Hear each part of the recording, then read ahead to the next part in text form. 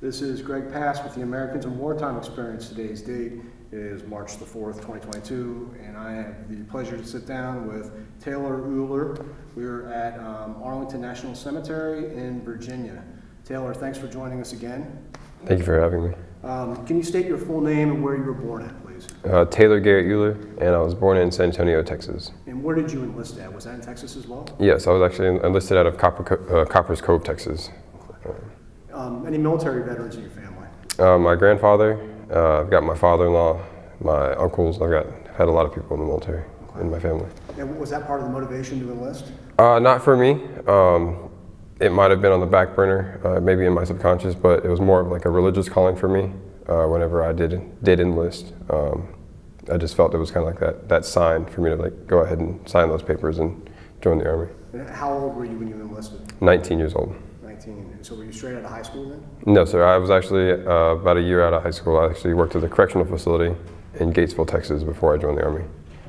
So what military occupational specialty MLS did you enlist in the first time? 31 Bravo, military police. Military police. So where was your training to be a military policeman? Where was that? What did that entail? How long was it? It was 20 weeks. It was at Fort Leonard, Missouri. I was actually out of Bravo Company, 795th MP Battalion. 5 months. 5 months of just drilling everything we need to know about being a soldier, but also as an MP. And so where did they ship you off to after that? I went to Fort Stewart, Georgia, to be a law enforcement patrol, gunner, driver, anything you can think of under the 293rd and military police company. Did that fall under, who's there now, 3rd Infantry? The 3rd Infantry Division. We actually have our own battalion there, the 385th MP Battalion is actually there. So were you doing garrison work then? Yes. Law enforcement? Mm-hmm. And did you enjoy that? Some days it had its pros and cons, but for the most part I did enjoy it. So well, we're here now, you're not doing MP work. How did you transition from being a military policeman to this, and what was your interest? I actually didn't have an interest at first before I left Fort Stewart. I was kind of not really super interested. I thought everything about the team was very unnatural. But when I got here, after talking with some people in my MP company here, I piqued interest. And then I came here on Memorial Day of 2021. And then it was kind of like talking with somebody, further brought that interest upon. And then the next thing I know, I found myself on the tryout list back in June.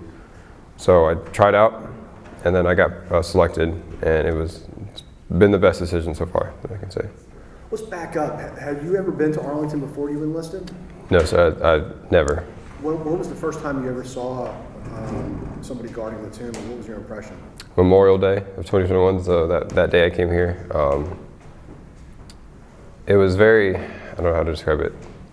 There was a lot of discipline, and I was like, wow, I've never couldn't even imagine being even in that at the moment. It was an amazing experience just to watch from the outside.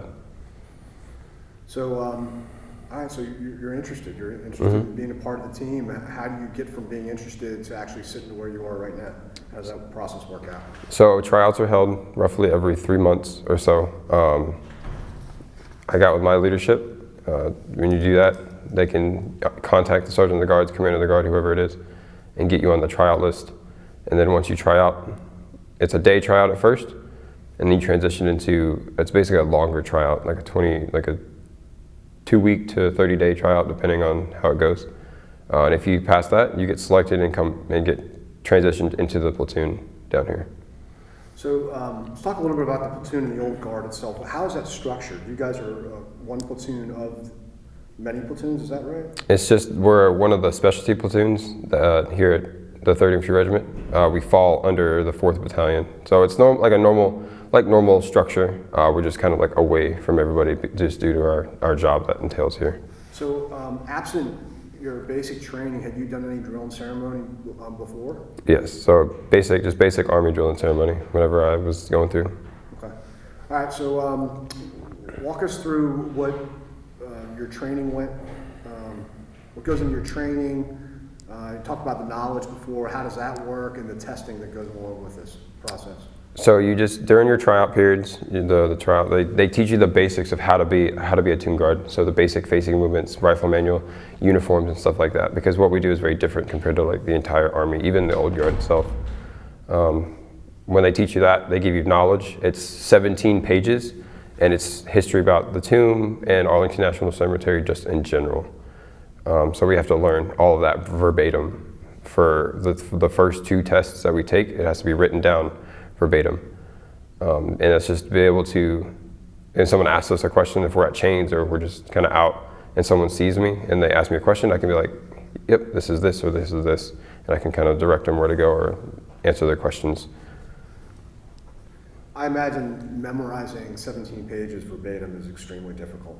Very. It was a lot because it wasn't just the knowledge I was having to worry about. It was also trying to memorize the knowledge and be at work the next day with as much as I could remember whenever I got quizzed, as well as continuing to learn about the changing and all that kind of stuff. So how long did it take you to memorize that? I want to say it took me probably 4 or 5 months, just incrementally. So I got part of the knowledge, and then when I finished that and had it down, they gave me the next section, and then I got tested, and then they gave me the next parts, and then when I tested that, so it was roughly about 4 or 5 months or so after I was finally had it all down. I'm going to put you on the spot. If you had to do it now, could you do it, you think? Can you remember all that? There are bits that are a little bit harder, but I could probably do it. All right, so you have the knowledge, then obviously you have the drilling ceremony.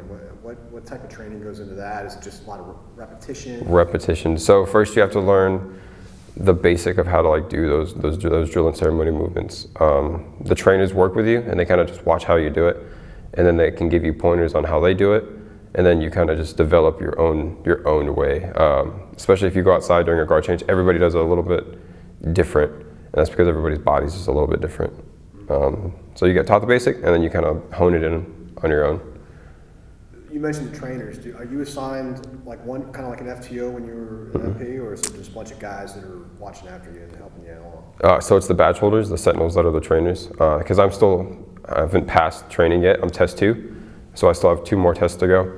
But it's all the badge holders and the sentinels that are the trainers. So they kind of help each other out whenever they're out on walks. They're kind of busy. But I don't train anybody because I don't have that right, I guess you could say, just yet. So you were here last year in November for the 100th, right? I was, sir. So tell us a little bit about the ceremony and the role you played in that. I was walking that day. I was actually the first ceremonial posting from 07 to 08 that morning. So I was the first one to experience the coronation when they came, and all the VIPs when they first showed up at 08 to come lay those flowers. I could see him down at the very bottom of the stairs, but I couldn't really tell at the same time because I can't look with my head. But it wasn't until I was about to get unposted, I could hear jingling bells almost, and I wasn't really sure what I was hearing because I can't look. But as soon as I was getting unposted and I was walking to get off the plaza, I could see the coronation in their attire, and I thought, wow, this is actually really cool to see, just because Chief Plentycoo, when he placed his crow war bonnet and his coup sticks on the tomb for the World War I unknown, and they're here to honor that, was an amazing experience just to even be in that vicinity. So tell us about the chief and his role in the history of this place. So when the World War I unknown was interred, Chief Plentycoo presented his crow war bonnet. He removed it from his head and he placed it on the tomb with his coup sticks, which are actually in the memorial display room if you wanted to look at those. So that was his gift, and it wasn't like a normal military gift, I guess you could say. It was like a symbolic gift, I guess you could say, from him to the unknown. So you're in your early 20s, correct? 24. So 24 years of age, you're playing a role in something that's quite significant in American history. What does that feel like, being so young and playing such a vital role in American history? It's an honor. Almost words can't describe it, because I would have never thought, just, I guess, little old me being a part of something bigger, even bigger than the military itself. So just an amazing honor to be a part of it. So tell us about where we are right now. I mean, Arlington National Cemetery, and what it is that you think the significance of these grounds are to America. It's hallowed grounds. Like when you walk in as a visitor and you're coming through the cemetery, it's that feeling of just the amount of people that have came to their final resting place. And I didn't know what it meant to somebody until I met with some honor flight gentlemen, a lot of older veterans, and I was doing something through the some PT through the cemetery, and when they stopped me and they were talking to me, it didn't hit me until that moment. That was like, this place means the world to these American people, and to be in it and to see their smiles and their faces was amazing. For somebody who's watching the video who's not familiar with the Honor Flight is a nonprofit that flies in World War II veterans, Korean veterans, and Vietnam, I believe. If I'm correct, yes. And so you've had opportunity to speak with these people, yes. And what is your impression on their impression about the tomb and your all's participation in it? They're awestruck by us. Just to sit there and watch them as they watch us is just amazing, because we're essentially honoring everybody from our job, and it probably hits really home to them, I guess you could say, to watch us do that. What is your family? Let's talk a little bit about your family, if you don't mind. What does your family think about your participation in this? A lot of my family is very supportive, and they're proud. My father-in-law, every time I go somewhere with him, he's like, it's my son-in-law, he's a tomb guard at Team Indian Soldier, and I'm like, and I asked him about it one time. He was like, yeah, we're proud to be able to say that about you, because not many people have been able to do it. My wife, very supportive. It does get hard sometimes, just because of the amount of work that I have to put into it, but she's always been supportive of my decision, no matter what it is. So you talk about, there's not a lot of guys that have had the honor to walk. Tell us about, I'm not expecting an exact number, but how small of a group of colleagues that you've worked with, or people that have come before you? There have been, since 1958, there's been 696 badges awarded to people, and that only goes to 1958. There's been tomb guards since 1925, really, but military personnel hasn't started guarding in 1926. 1937 was the 24-hour, when we started that 24-hour guard, but there's a lot. There's not a lot, but it's a very small group in terms of like the military, just in general, even just the Army. So how long is the average tour? So training can take average 6 to 9 months, up to 12 months, and then after that it's between 6 to 12 months after that. Sometimes longer, sometimes shorter. For me, as an MP, I'll probably have on the shorter side so I can finish my time here, and then I'll go back to the MP company because they'll need me eventually.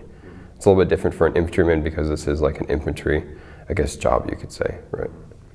So, so when you're walking, obviously you don't have time, and you're not supposed to have conversations with people. You're focused on one specific task. Mm-hmm. But there are other times that you are able to mingle with the crowds. Can you tell us about your observations of the public and how you think that they take this place in? Just the few observations is there's a lot of respect.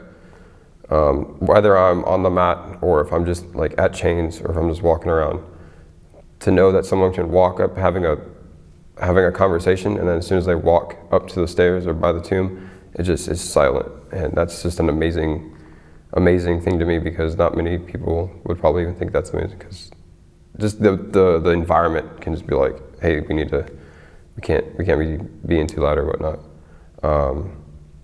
And then talking with people, people love to ask questions, and they're all about it. They want to know everything they can about the tomb and the history of the cemetery. I give them what I can, just what I know, but people love it. What kind of questions do you normally get?